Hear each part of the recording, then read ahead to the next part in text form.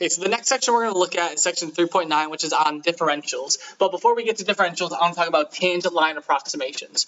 So what tangent line approximations are is that we can use tangent lines to approximate function values. So obviously, so far in calculus, we know how to find the equation of tangent lines at this point, and we're going to use this as an application to evaluate functions using the tangent line as opposed to the original function.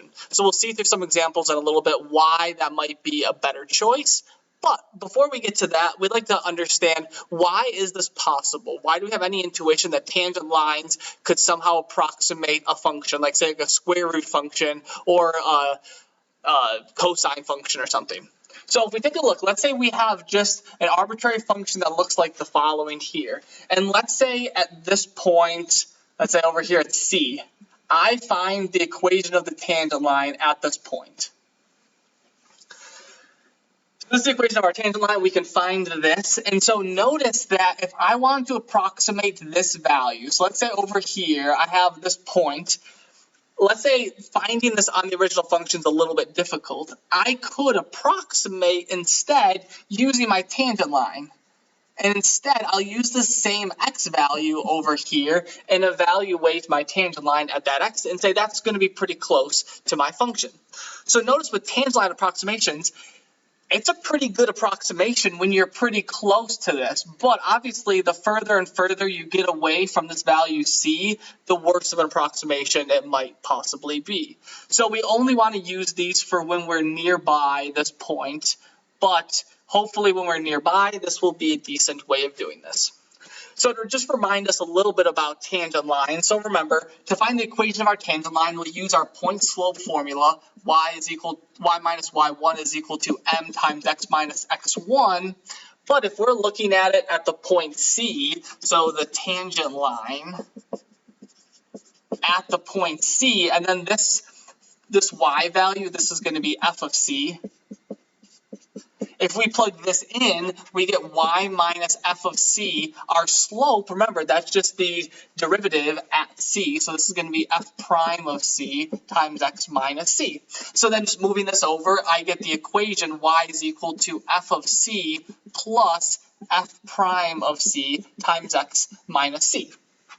So once I know my c value, I can find c, f prime of c, f of c, and then I use my x as my variable that I can plug in to make approximations. So we're going to be using this now to help us through this example over here. So we're going to use the tangent line approximation of f of x is equal to 1 plus sine x at around the point 0, 1 to approximate the following values. So what is going on here is that this number here, this is going to be my c, and then this 1, this is going to be my f of c. So sine, we know we can easily evaluate it at 0. We should know that sine at 0 is 0, so we add 1 to it, and indeed we get 1.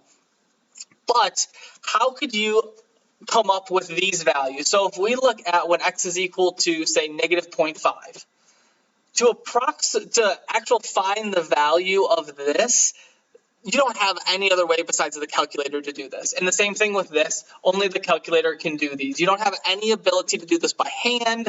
You have to rely entirely on the calculations. But the question is, how did the calculators even come up with that? So this allows us to create some of these decent approximations to these actual values here.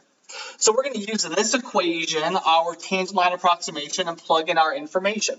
So obviously we know our f of c is 1. We know our c, in this case, is 0. We have to find the derivative. So we take the derivative of this function. Well, the derivative of 1 is 0. The derivative of sine is cosine x. So if we evaluate this at our c value, our c we said was 0, this now becomes cosine of 0, which is equal to 1. So I get the following tangent line. By plugging things in, I have y is equal to f of c, we said was 1.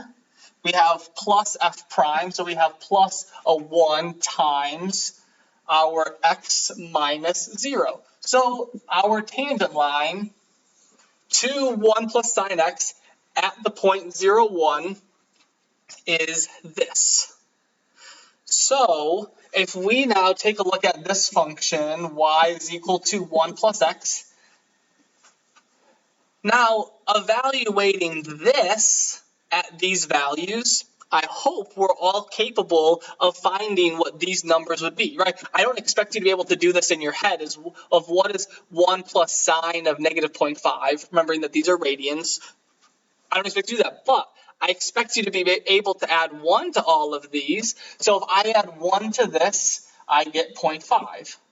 If I add 1 to this, I get 0.9. If I add 1 to this, I get 0.99. If I add 1 to this, I get 1. So notice these approximations, they're pretty good, right?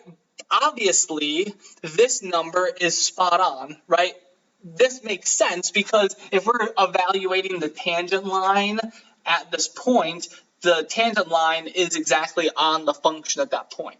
But these other ones, notice that I am extremely close with my approximation to my function value when I am really, really close, right? So obviously this number is closer to 0, but as I get a little bit further away from 0, so as we spread out further from the c value, my approximations become a little bit worse. Now, obviously they're still decent, right? This is better than you just guessing off the top of your head, but this obviously is these numbers are a lot closer to each other than these are.